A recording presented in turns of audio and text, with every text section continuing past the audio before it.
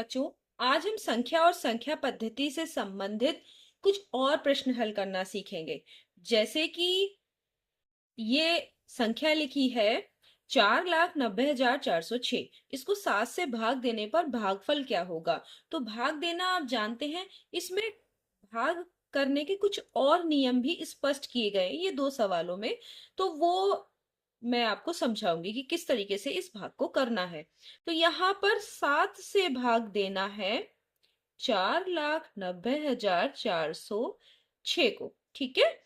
तो आप इसमें ये समझ लीजिए कि यहाँ पर ये कौन सी संख्या है जिसमें भाग देना है। तो इसको कहते हैं भाज्य, जिसमें भाग दिया जाता है। ये बड़ी वाली संख्या जिसमें भाग दे रहे हैं वो है भाज्य, जिससे भाग दिया जाता है 7। ये क्या है? भाजक। ठीक है। अब भाग दीजिए तो 7 से 4 में जाएगा नहीं, तो कितनी में जाएगा? 2 बार ले जाएंगे तो ये क्या हो जाएगा? 7 सत्ते 49। यहाँ 49 के नीचे 49 लिख गया। माइनस आप जानते हैं घटाया जाता है। 49 में से 49 घटाएंगे, शून्य आएगा, कुछ नहीं आएगा। अब आप ये क्या करेंगे? ये वाला शून्य जो है आगे ये उतार लेंगे। लेकिन अब शून्य तो 7 से कम है, फिर क्या होगा? आपको 4 भी उतारना पड़ेगा। जब दूसरी संख्या भी यहां से उतारेंगे तो क्या करते हैं? एक शून्य भागफल में लगाते हैं। भाजक से भाज्य में भाग देने पर जो आता है उसको कहते हैं भागफल। तो ये भागफल आपका आ रहा है। आपने शून्य लगा दिया और अब आप ये 4 भी उतार सकते हैं। लेकिन अभी भी ये संख्या जो नीचे उतर के आई है ये 4 आई है केवल, और ये 7 से कम है। तो आपको एक और उतारना होगा। एक और उतारने के लिए एक और 0 भागफल में लगाना होगा। अब आपको समझ में आ रहा होगा कि यहाँ भागफल में हम शून्य क्यों लगाएंगे। डायरेक्ट आप ऐसे नहीं उतार सकते कि आप जितना चाहें उतना उतार लें। आपको केवल एक ही अंक एक बार में उतारना होता है, और अगर आपको एक्स्ट्रा अंक उतारने तो आपको एक 0 बढ़ाते रहना पड़ेगा। तो यहां से हमने एक 0 और उतार लिया। अब जा सकता है 7 पंजे 35। तो अब कितना बचेगा? 5 घटाने पर। और अब आप क्या करेंगे? आप अब केवल 6 बचा है, ये उतार लेंगे। अब हो गया 7 अठे 56। ये पूरा पूरा कट गया, कुछ नहीं बचा। ये आपका शेषफल जो है वो 0 हो गया। आपका उत्तर हो गया भागफल। 7 से आपने 4,90,406 में भाग दिया तो भागफल आ गया 70,058। तो ये 70,058 आपका ये जो है भागफल है। ये शेषफल होता है। उत्तर को चेक कैसे किया जाता है? तो आपको पता चल गया होगा कि भाज्य क्या होता है, भाजक क्या है, भागफल क्या है और शेषफल क्या है। उत्तर आपका सही आया है या नहीं? तो भाग के उत्तर को चेक करने का नियम है, आप एक फॉर्मूला, भाज्य बराबर ये जो संख्या जिसमें भाग दिया गया है वो किसके बराबर होता है? भाजक की आप भागफल से गुणा कीजिए। किससे गुणा कीजिए? भाजक की भागफल से। भाजक गुणा भागफल। और उसमें क्या करिए? शेषफल को जोड़ दीजिए। तो यहां पर शेषफल, ये दोनों चीजें बराबर आनी चाहिए। भाज्य किसके बराबर होगा? भाजक गुणा भागफल प्लस शेषफल। तो अगर आप इसकी, अब यहाँ शेषफल तो शून्य है, 7 की अगर आप 70,058 से गुणा कर रहे हैं तो आपको यही संख्या आनी चाहिए। करके देख लीजिए। 7 अट्ठे 56 का 6 हासिल बचेगा आपका 5। 7 पंजे 35 और आपका 5 हो गया 40, शून्य हो गया 4 फिर हासिल बचा। 7 0 का 0 तो आपका कितना आएगा? वही 4 हासिल वाला। 7 फिर 7 का 0 से करेंगे 0 ही आएगा, और 7 सत्ते 49। आ गया कि नहीं आ गया आपका? तो यही संख्या आ रही है। तो ये आपका एक फॉर्मूला है जिससे कि आप चेक कर सकते हैं कि आपका सवाल भाग का सही है या नहीं, और शून्य भागफल में लगाने के नियम क्या है।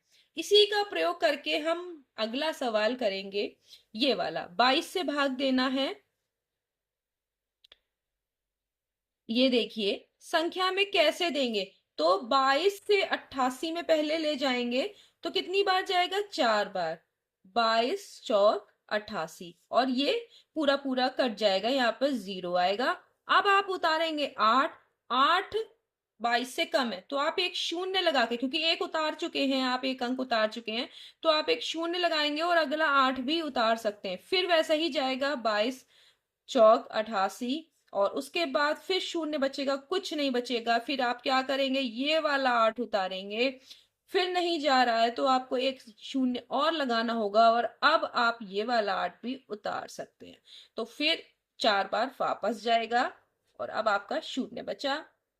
अब यहाँ कुछ नहीं बचा, तो आपका भाग की प्रक्रिया पूर्ण हो गई।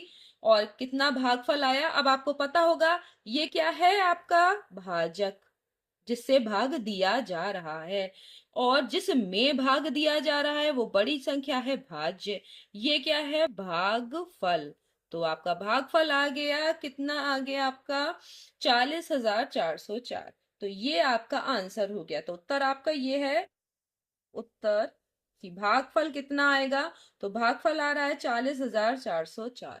तो ये आपको इस तरीके से भाग के जो सवाल किए जाते हैं जिसमें शून्य भागफल में कैसे उतारा जाएगा, तो आप ये सीख गए होंगे। अब कुछ और प्रश्न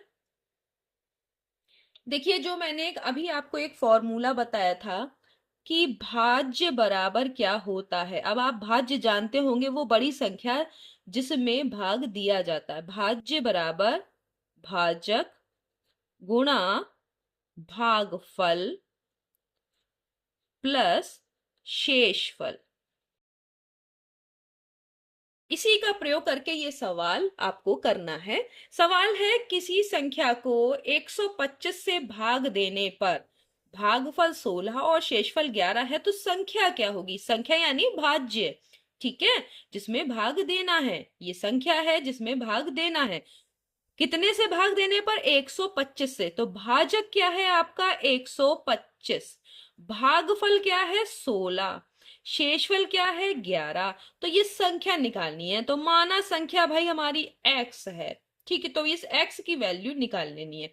125 से 16 को अगर आपको गुणा करनी है, और आपको ओरली गुणा करनी है, आपको लिख के करना नहीं है, तो क्या कर सकते हो? 125 को दो, और यहाँ 16 है, तो आप दो तरीके से कर सकते हो, या तो 125 को तोड़ो या 16 को। 16 को आप तोड़ लो 10 और 6 में। अगर 125 की 10 से गुणा करेंगे तो आएगा 1250, और 6 से अगर 125 की गुणा करेंगे तो देखिए 125 दुना कितना हो जाएगा? 250, और अगर 6 बार करेंगे तो 250, 250, 500, 750। आपका 750 ये आ गया। आपने इस तरह से भी गुणा कर सकते हैं, आप जोड़ के, ये आपका ओरल गुणा हो जाएगा। और प्लस 11, अब इन दोनों को अगर जोड़ दीजिए तो कितना आएगा? शून्य शून्य और ये शून्य, और ये है हो जाएगा आपका 2000। 2000 में 11 और जोड़िए तो ये हो जाएगा 2011।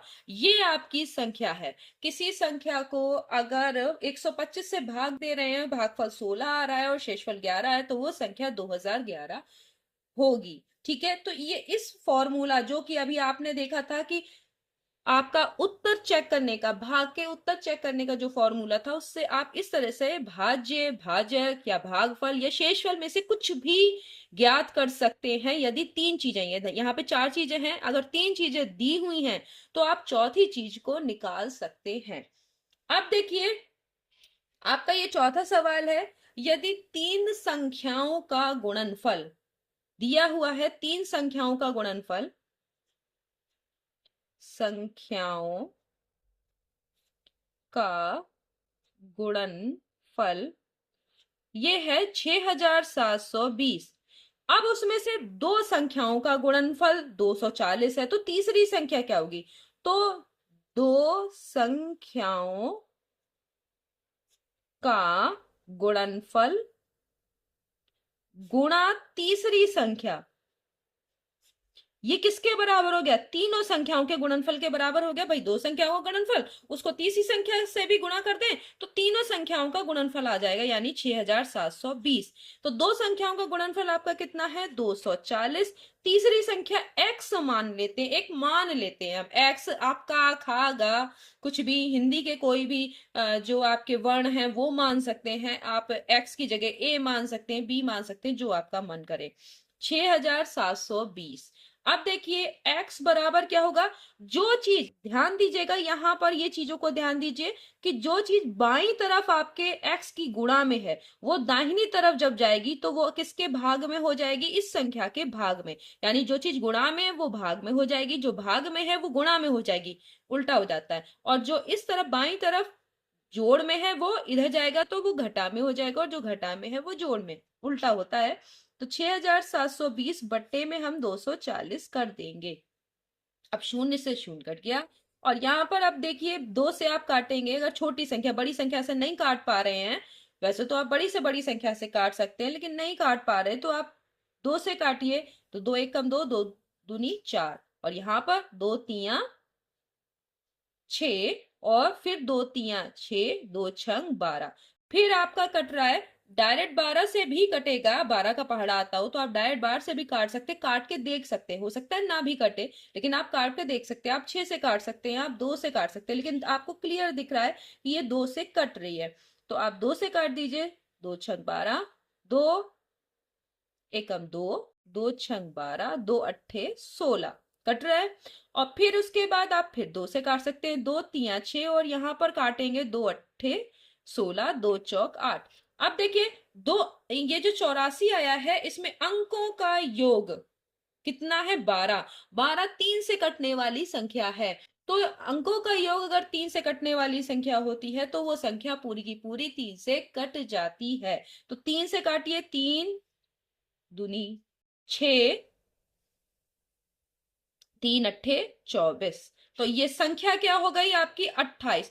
तीसरी संख्या आपकी 28 आ गई। तो आपने देखा कि किस तरीके से हम इस तरह के सवालों को कर सकते हैं, और जो भाग है उसको चेक करने का फॉर्मूला क्या है, उससे कैसे प्रश्न और कर सकते हैं। तो नेक्स्ट वीडियो में हम संख्या पद्धति के कुछ और प्रश्नों को लेकर मिलेंगे। तब तक के लिए धन्यवाद।